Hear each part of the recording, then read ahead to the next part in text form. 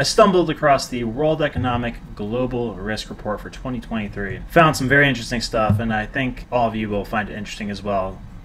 Let's take a look at what these guys perceive as the biggest risks over the short term and the long term. So they have these weird looking data sets. So farther to the right means the higher ranking, the farther up means the higher number of respondents. So of course, the most prominent issues in the short term that they see is energy supply crisis, cost of living crisis, rising inflation, food supply crisis. Now what I find funny is that a lot of these issues can be strongly attributed to the policy decisions that the World Economic Forum is pushing. The food supply crisis, for example.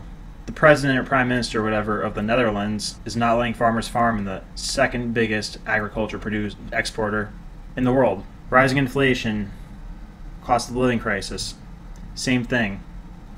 Inflation is basically, when you really look at the numbers, it's the cost of energy and cost of food being too high. And when energy is too high, that increases the price of food. And we all know the World Economic Forum is obsessed with rapidly reducing the rate at which countries produce oil. So they're the ones putting the squeeze in the energy prices. This is the rankings over the 2-year term.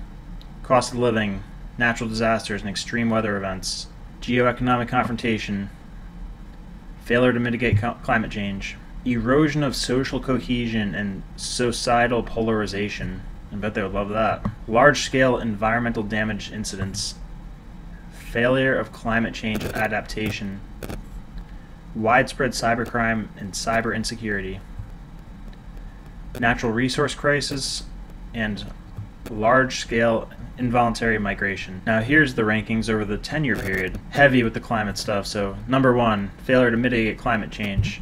Number 2, failure of climate change adaptation. Number 3, natural disasters and extreme weather events. Number 4, biodiversity, loss of ecosystem collapse. Large-scale involuntary migration, natural resource crisis, erosion of social cohesion and societal polarization, and the cybercrime, geoeconomic confrontation, and large-scale damage, environmental damage incidents. It's interesting they don't mention things like homelessness or the unaffordable cost of healthcare, but they have no problem pushing these policies that are going to make things more expensive for everybody. Here's that chart, bubble chart we saw again. In this one, the highest and farthest to the right are the most prominent, and for the 10-year span, you see this cluster of climate-related things. And look at this, they snuck in misinformation and disinformation. Speaking of that, if you didn't see Brian Stelter on the World Economic Forum panel a month ago, you gotta see it. I mean, here they are talking about the problem of disinformation, and it's Brian Stelter with World Economic Forum leaders. Now the conclusion is preparedness possible. While the ongoing shocks unfold, the world stands at a crossroads. As we enter a low-growth, low-investment, and low-cooperation era, the actions that we take today will dictate our future risk landscape. We must ensure that addressing current crisis does not detract from the long-term view. Recent current events such as COVID and the cost of living crisis are steadily eroding the economic, educational, and health-related gains in a widening proportion of the population, with growing divergence between advanced and developing countries.